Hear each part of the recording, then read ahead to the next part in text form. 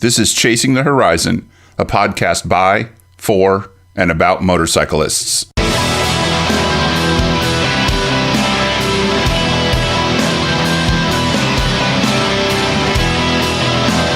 Welcome to Chasing the Horizon, brought to you by the BMW Motorcycle Owners of America.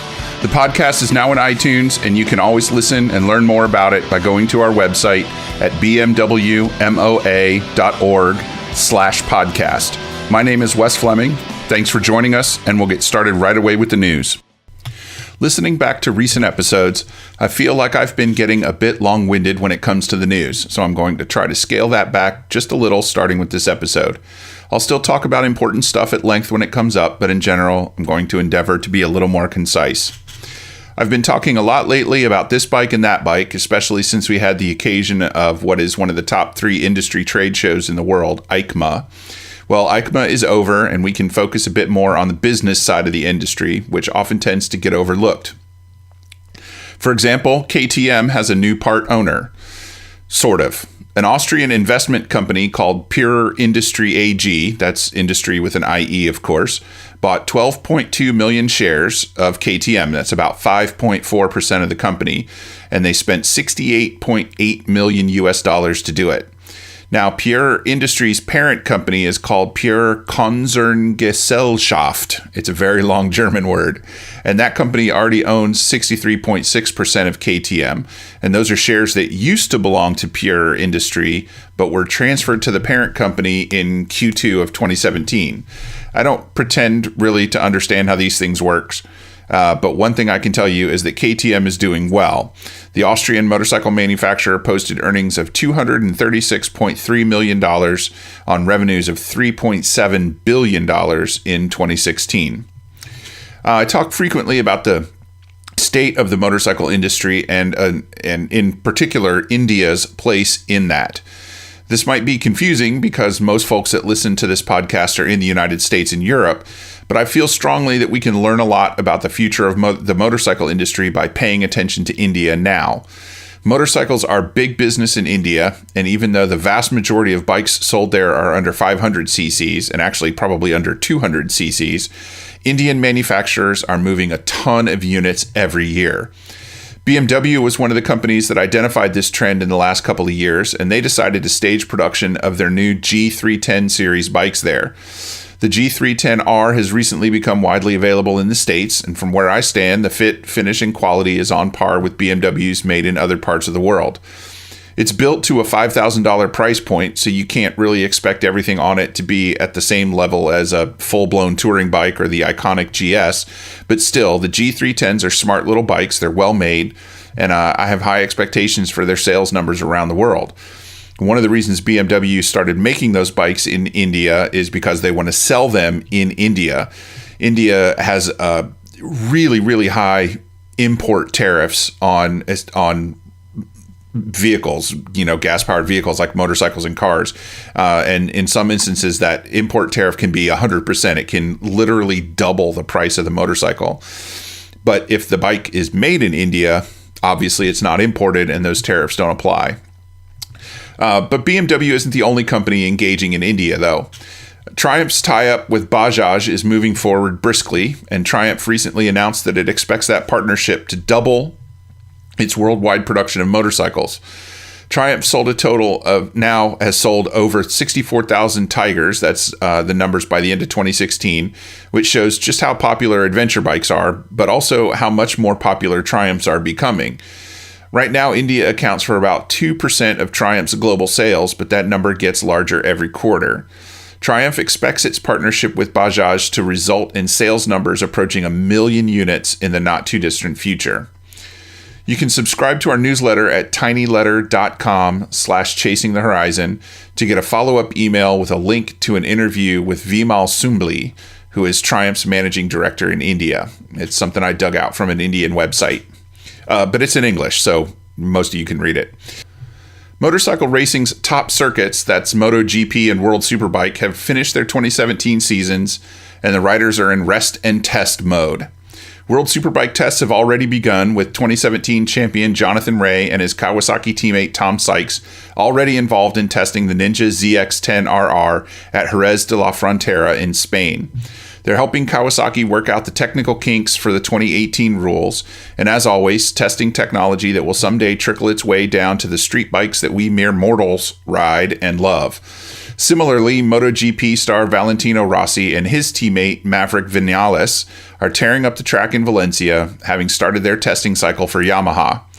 Their Honda-based rivals, 2017 champ Marc Marquez and his teammate Dani Pedrosa, are out testing the new RC213V, first at Valencia, and after Honda makes some adjustments at Sepang in Malaysia. World Superbike starts up its season in Australia in February, and MotoGP gears up for its first race in March at Losail in Qatar. Check out the newsletter for links to both circuits' 2018 schedules, as well as the schedule for the US-based Moto America circuit.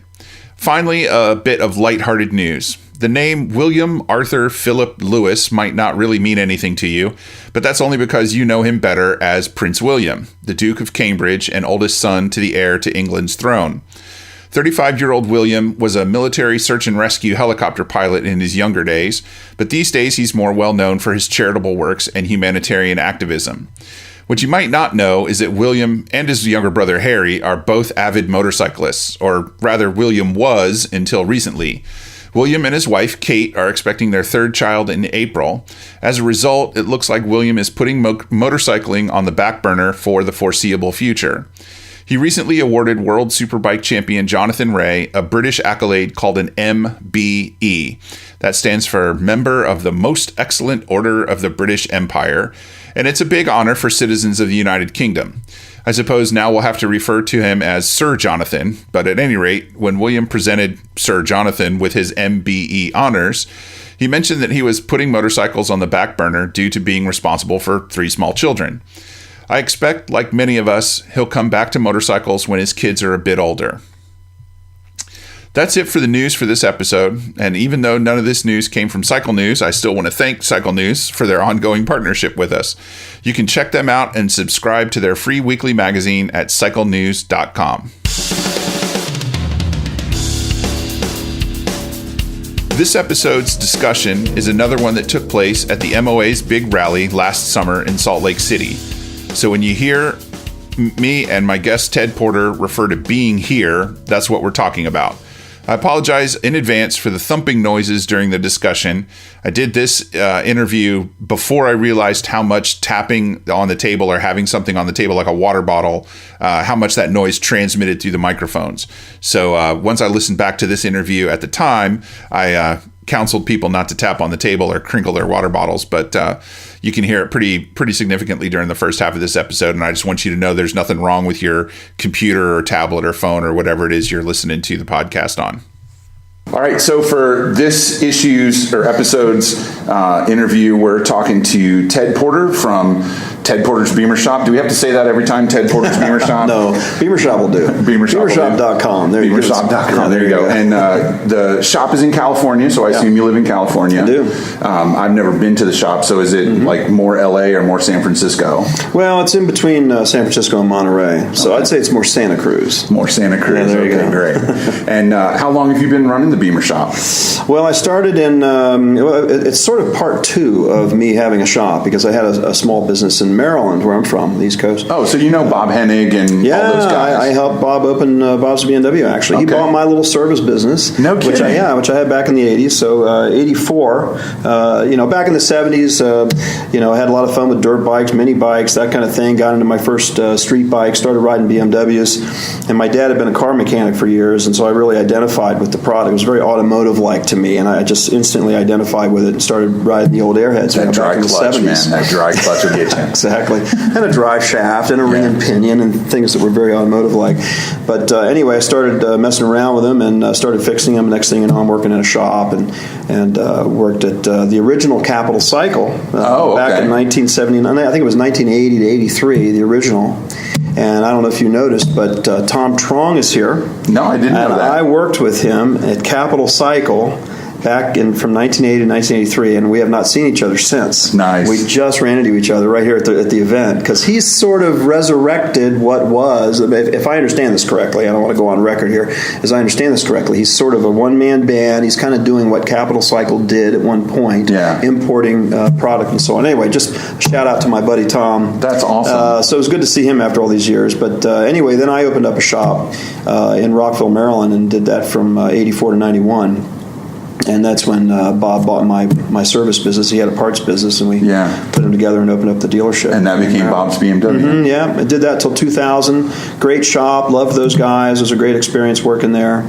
And in fact, I just ran into him here too as well, which was fun. Yeah, it's nice for him to attend as a member. Yeah. You know, and the event that we're talking about, just so for context, because the podcast probably won't come out until September, October, is we're at the MOA National Rally in Salt Lake City.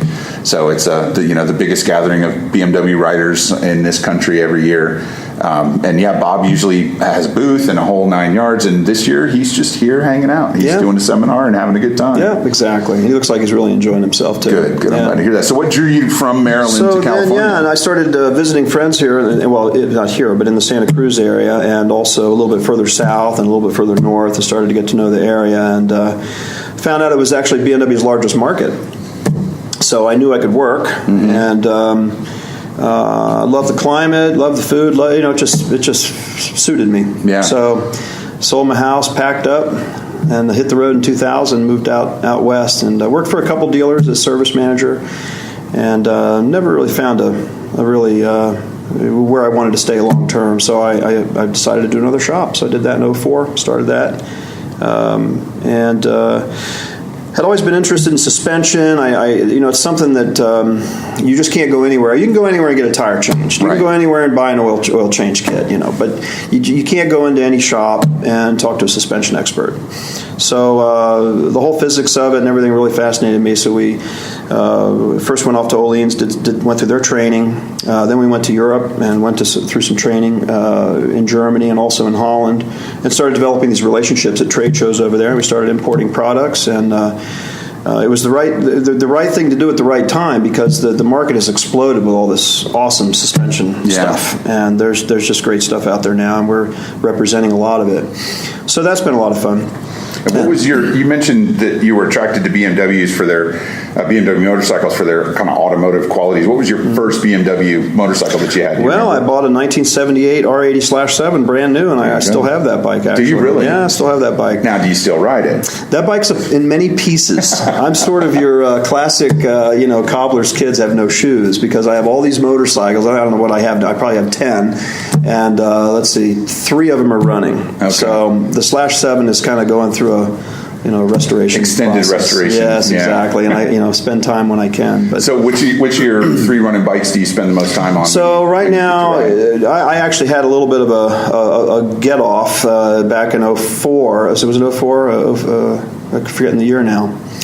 And unfortunately, I can't spend as much time on a motorcycle as I once did, and it's just because of a little bit of an injury I have in my thoracic region of my back. So my long distance rides have been curtailed a little bit, but I bought this R11S in 2000 when I moved here, and it's just such a great bike to ride over in the Santa Cruz Mountains and so on.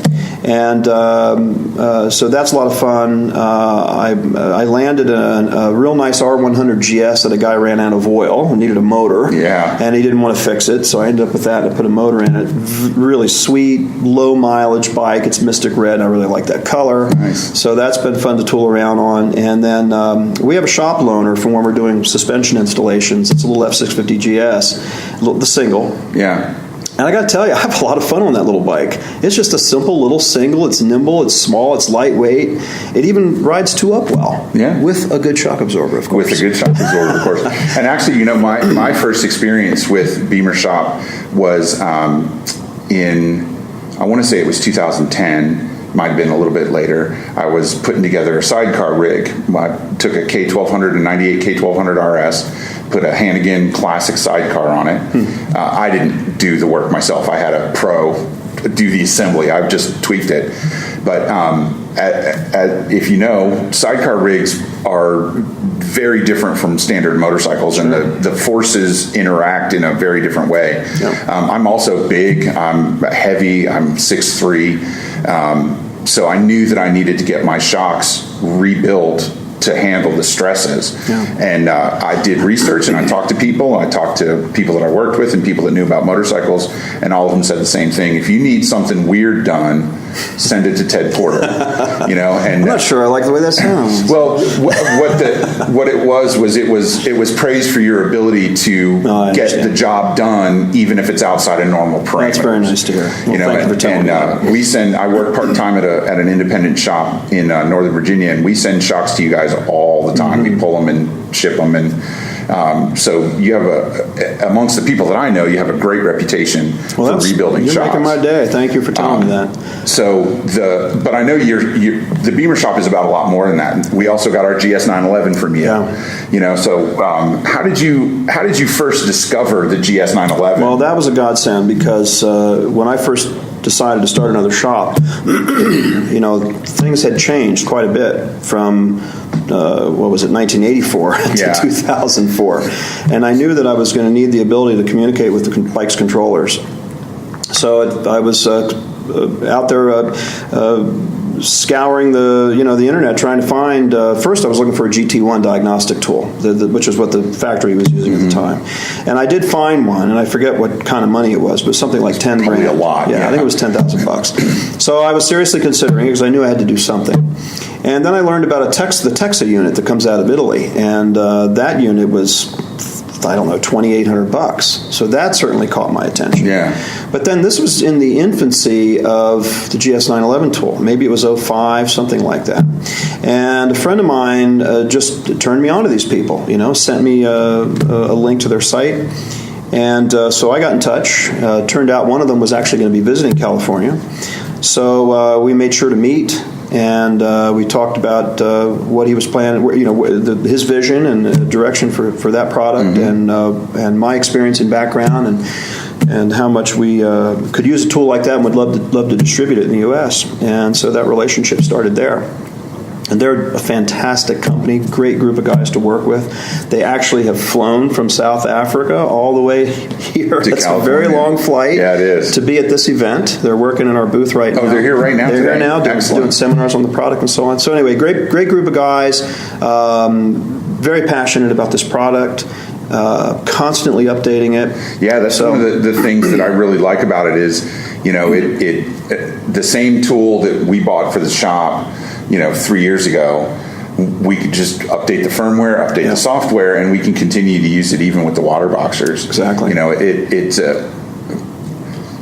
It's a great tool for the home mechanic to be able to communicate with their motorcycle. Yeah. But for an independent shop that doesn't have access to BMW's computer system, it has enabled independent shops to stay in business. That's just the bottom line of it. You know what else is interesting? We have a lot of dealer mechanics buying them. Oh, really? Oh, yeah. I was back east visiting my old friends at Bob's BMW and went into the back, and their shop foreman has one, talked about how much he loves, how quick it is, how fast he can get the information that he needs and move on to the next job. So, and another dealership bought 4 or 5 of them to give to all their technicians. So it's a handy thing to have in your toolbox, whether you're on the road or at home or even a pro mechanic. Yeah. In fact, we have a video on our website of the Montana rally, where a guy broke down coming from BC to the rally in Montana. And he broke down in Idaho and had to get a U-Haul truck. And towed the bike the rest of the way there. He came to see us, and my initial reaction was, I don't have tools, I don't have parts, I can't really help you. But then I thought, you know what, I can at least do a scan for you. I get a GS 911. Yeah, exactly. So we hopped up on the truck, and he ended up videoing the whole thing, which ended up being fortunate for us, because now it's a great marketing tool, because all I did was clear code, and I got him back on the road. So all of that's on our shopping cart. If you go to the Beemershop.com thing and go to shop online, you'll see that video. Excellent. Of course, he was just about shook my hand off my arm after we got the bike running. But it's amazing what the tool can do, and especially for 05 and newer bikes. There's so many controllers with CAN bus systems that it's I just can't imagine owning one of those bikes without this. Yeah, I put the GS 911 on my bike every time I change the oil, just as a matter of routine. Yeah. Because I've done some modifications to my motorcycle, so I know I should see these two codes every time. And if I don't see those two codes, something else is wrong. So I'm looking for those codes, and anything else, I want to make sure that I clear it, see if it comes back. Exactly, see if there's a pattern. And also, I had a friend ride his F800 GS across country from Maryland to California, and left it with us. He flew home. We put a shock on it, and I did a scan, and he had a code for oxygen sensor. And it said, fault code not currently present, but it has occurred 31 times. Right. So I got on the phone. I said, how's your bike running? He said, well, now that you mention it, my fuel economy is not great, and it's not running so. You don't have the power you used to have. Yeah. And I told him, well, you got codes in here for oxygen sensor. And his first response was, well, how would I have known that? I would have replaced that before I left Maryland. Yeah. So he should have done a scan before he went on his trip. He would have found this code, replaced the oxygen sensor, and then gone on his trip. So it's always a good idea to do a pre-trip scan. Yeah, definitely. And another way that I came into contact with your shop is last year before, you had sent the MOA one of the Moto Hansik toolkits, and it was my turn in the review rotation, and I pulled that kit, put it on my GS, and hit the road. Yeah. And what I did at the time was I abandoned my toolkit that I spent years putting together a piece at a time, and I put the Moto Hansik toolkit in there, and 3 months I said I'm not going to touch any other toolkit because I knew I'd have to do X maintenance cycles and all this other stuff, and now I never went back to my old toolkit on my GS. The Moto Hansik does everything that I need it to, and so when you talk about importing stuff, how do you find the things that you choose to import? Now, you went about how you hooked up with they're called hex code in South Africa, the GS 911 guys. But beyond that, how do you find the products that you want to import? Well, sometimes I get lucky, and I stumble upon stuff, and other times it's because I've made the trip to a trade show in Germany, that sort of thing. The Moto Hansik guys are Australian. They're Australian, and they actually import and distribute the GS 911 and also the Hex Easy Can. We didn't mention that, which is also a very cool thing. But the expanding line of products from the Hex Code guys. So we sort of knew each other through that connection, and he contacted me one day and said, have you seen my tool rolls? He says, I'm going to send you one, check it out, And so I was very impressed.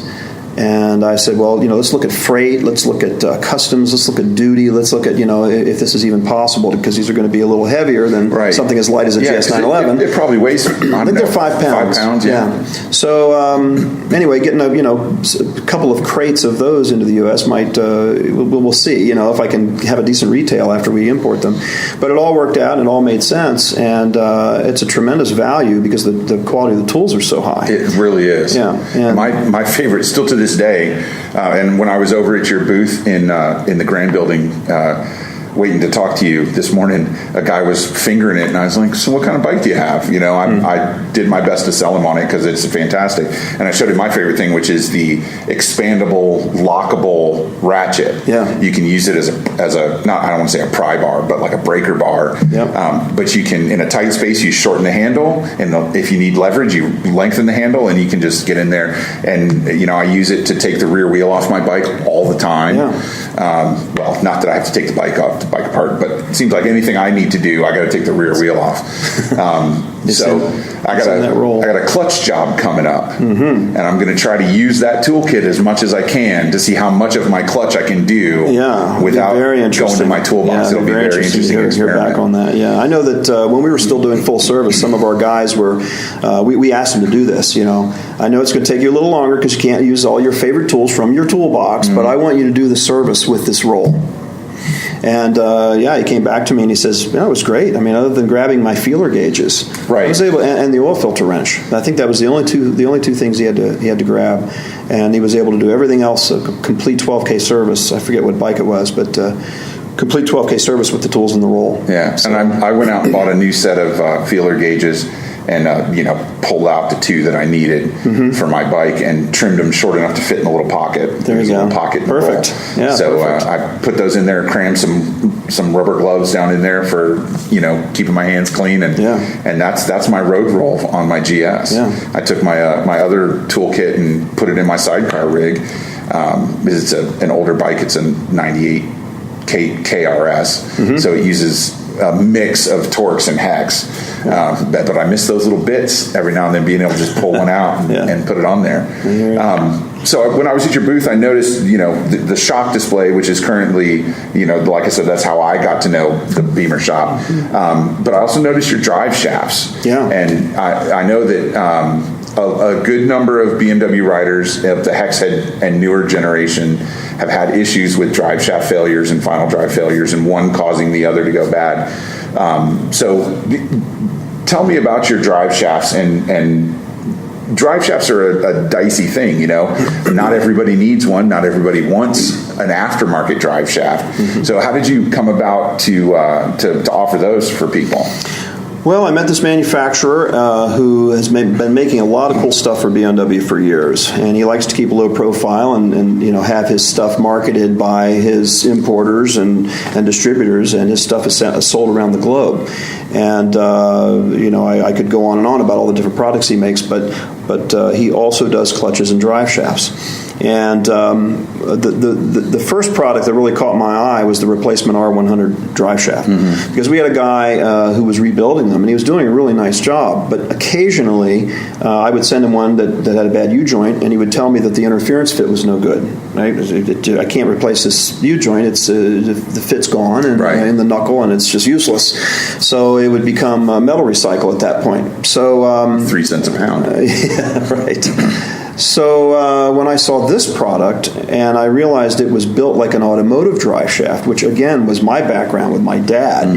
We used to take drive shafts out of cars back in the 60s, and you'd pop the clips out, press the U-joint in, press a new one in, put the clip back in. You're done. So that's how this drive shaft was built. So that caught my attention, and there was an early generation where he tried to source his own U-joints, and they had a little bit of a wear problem. The trunnion in the joint was a little bit too small, and he was picking up some axial play as these joints wore. So to show you how this guy stands behind his product, he stopped production. He went out and found the fattest, baddest, toughest joints he could find. They were made by the LB company in Germany. I know that raised his cost, because I buy those joints; they're expensive. Right. And but he didn't raise my cost, so I didn't have to raise my price. And number two, he said, "Look, anybody that has the Generation 1 drive shaft with the Koyo joints, they get a free replacement drive shaft. No kidding. We just want the old one back. If they're out there, someone's got one, just get it back, and I'll supply you with a replacement, no charge." So the guy's great to deal with. He stands behind his products. Since he's put those LB joints in there, we've had no failures. I don't know of any warranty issues with that drive shaft. Sometimes it fits in the tunnel tight because the joint is a little bit larger. Right. Sometimes you got to wiggle and hold your mouth just right to get it to drop down in there.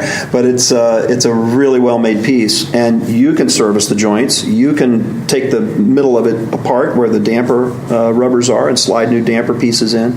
So that was just a godsend. It's completely rebuildable, completely. end to end, as long as the shaft is straight. Exactly. But and all those parts are available separately. So if you just need the knuckle, or you just need what have you, you can buy just that part.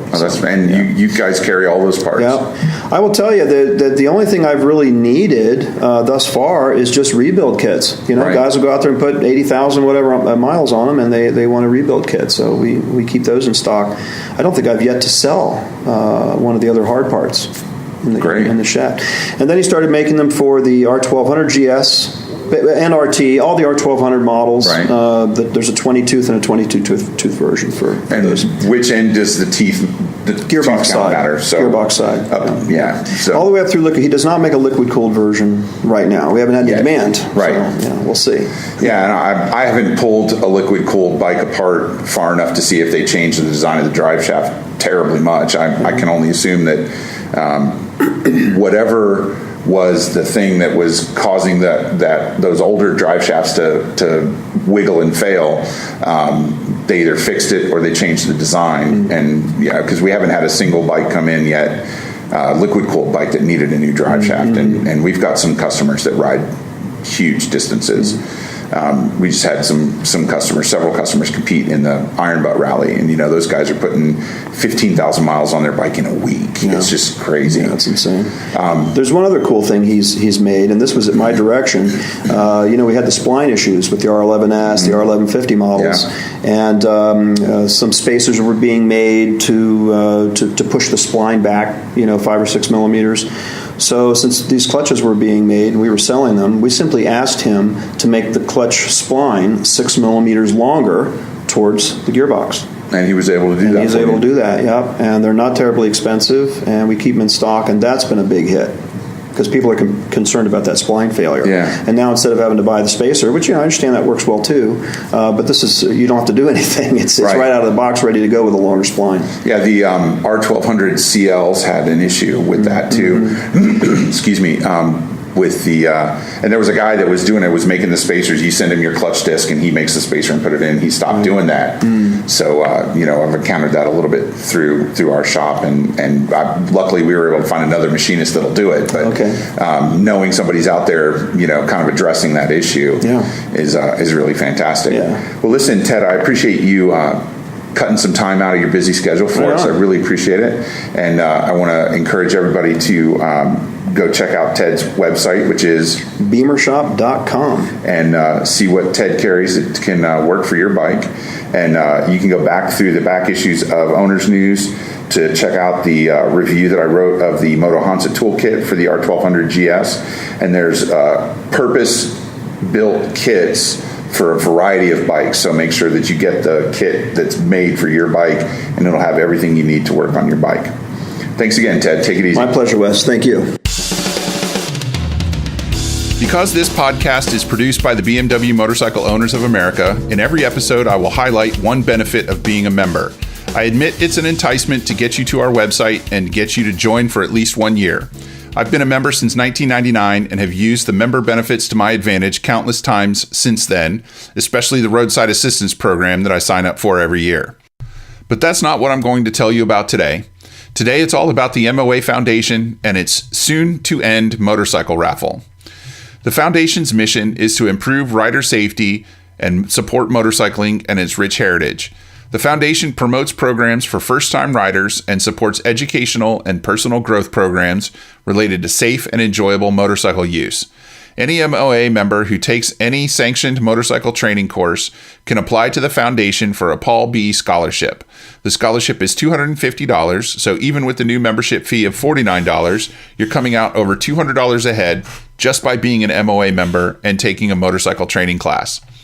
Last summer, this Foundation's Super Stakes resulted in 16 brand new BMW motorcycles being given away in a massive raffle. The new raffle opportunity is smaller in scope, but it's a great opportunity for anybody that likes vintage bikes or modifying bikes to get a cool, lightly used airhead. The bike itself is a 1978 R80/7 donated to the Foundation by MOA board member Sam Garst. Sam's friend Randy Boris, who works at Anschutz Motorsports in Manitowoc, Wisconsin, and is also an MOA ambassador, performed some basic maintenance on the bike, cleaned it up, tracked down and fixed a couple of minor electrical gremlins. The R80 is unrestored, and it comes with Krauser side cases and a luggage rack that were installed when the bike was bought new in 1977. The bike's ready to ride or to be turned into an awesome cafe racer project, really whatever you want to do with it. The raffle tickets are $25 each, and this raffle is open to everybody, whether or not they are an MOA member. Tickets went on sale a few weeks ago and will continue to be sold through November 30th. If you're listening to this podcast the day it comes out on November 27th, then you only have a few days, and that's 2017 in case you're listening to this podcast down the road a bit. The drawing will be held on December 16th, 2017, and somebody will take that R80 home. You can read more about the bike and get the link to buy a ticket by pointing your web browser to tinyurl.com/foundationr80. All the links I mentioned in this episode will go out in an email from our mailing list. You can sign up for the mailing list at tinyletter.com/chasingthehorizon. Signing up for the mailing list won 3 people copies of a cool motorcycle film on DVD, and you never know what drawings will happen in the future. Thanks to everybody who sent good wishes for the clutch repair on my R1200 GS. I did it last week with the help of my friend and mentor, George Mangiacaro of Beemer's Uber Alles in Manassas, Virginia. We ran into a few hitches that extended the job, but it's all good now, and it's great to be back on the bike. Check out the MOA's YouTube channel or subscribe to our mailing list at tinyletter.com/chasingthehorizon to get the direct link to the video I made of the whole clutch process. Next up on the GS are brake discs and pads, followed by a pretty sweet suspension upgrade using an awesome setup from Touratech that will bring electronic suspension adjustability to my motorcycle. Once the GS is squared away, my next project will be lightweighting a KTM 990 Adventure to prep it for some off-road riding. I'm pretty excited about that project.